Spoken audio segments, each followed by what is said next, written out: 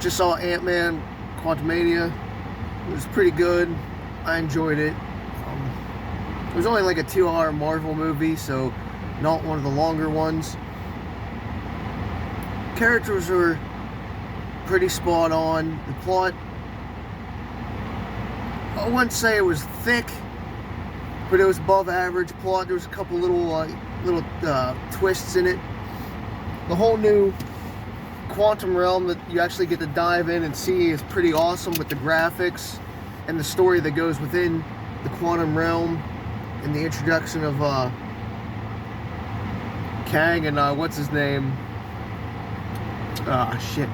Maddock or whatever, the Killing Machine. There's a little twist about that, as you'll see it once you watch it. I don't know if I want to spoil it, but the character who is the Killing Machine, the ultimate Killing Machine, is a character from the first movie. So a little spoiler there. But it's definitely the best Ant-Man movie. So if you like the first two, you're definitely gonna like this. It's so much better with that quantum realm element to it.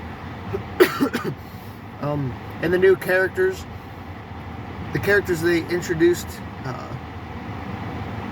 not even like main characters per se, but just side characters and just characters you see like briefly throughout the movie. The details to them, and then just like the world and even some of the ships and weapons were pretty good. You really enjoy it. I'm trying not to spoil stuff, but overall I would say it's a really good movie. So if you get a chance to see it in theaters, definitely check it out. I mean, it's not gonna blow you away as like the best Marvel movie ever, but it's definitely right out there, especially with the graphics and the picture quality in the theater. Definitely get your money's worth. Paul Rudd definitely played a really good Ant-Man. It was interesting to see how his character evolved, and even Cassie's and Janet's and them, like how they evolved a little bit, and explain like the backstory of what happened to her in those 30 years in the quantum realm. So that was pretty good and interesting.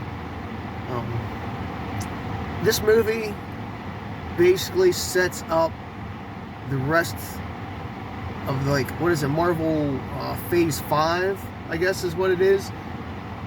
So you definitely need to see this to understand what's going to happen going forth, because Kang, from what they're saying, it's not going to be in every movie, but his presence, I guess, is going to be felt or seen, even with some of the TV shows.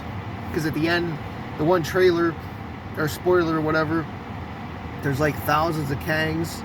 So even though he might have died at the end of this one, there's still thousands of him, and you'll see why, because of the timeline. And just like any other multiverse, there's multiple people.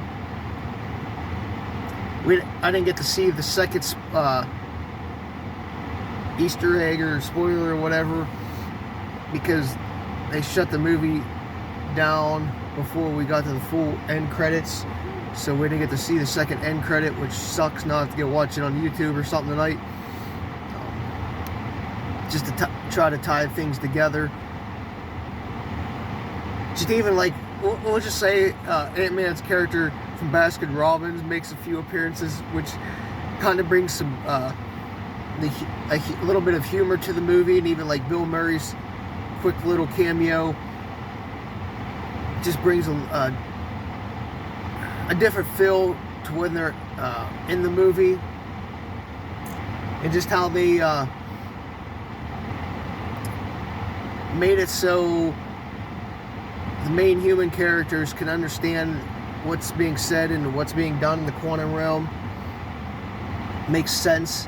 It's kind of weird how they did it, but I don't know. I think it also makes sense just because it's a nice little twist, and even how the ants in the end really play a huge role in the movie. Maybe the next Ant-Man movie, they'll evolve them a little bit more, but I think they did a good job as well. I don't know, I really can't say I found anything wrong with the plot, or like any plot holes or anything like that. At least not off the top of my head. I think, like I said, overall it's It is the best Ant-Man movie, and it's one of the better Marvel movies, just because it's like another world, and I enjoy that more than just, say, like a human world that you see all the time. There is some, mention of Avengers and, just different things, like how they throw in some different, I guess, Easter eggs into the movie. Like I said, his Baskin Robbins character and how they call him like Spider-Man instead of Ant-Man in the beginning, and just little things like that make it a good movie. I would say it's kid-friendly too, so if you want to take somebody, like a child that's under 13, and they've watched the other ones, they could definitely watch this without being scared or anything like that. So, anyway, if you get a chance, go see it. It's definitely worth your time, and it's definitely a good Marvel movie.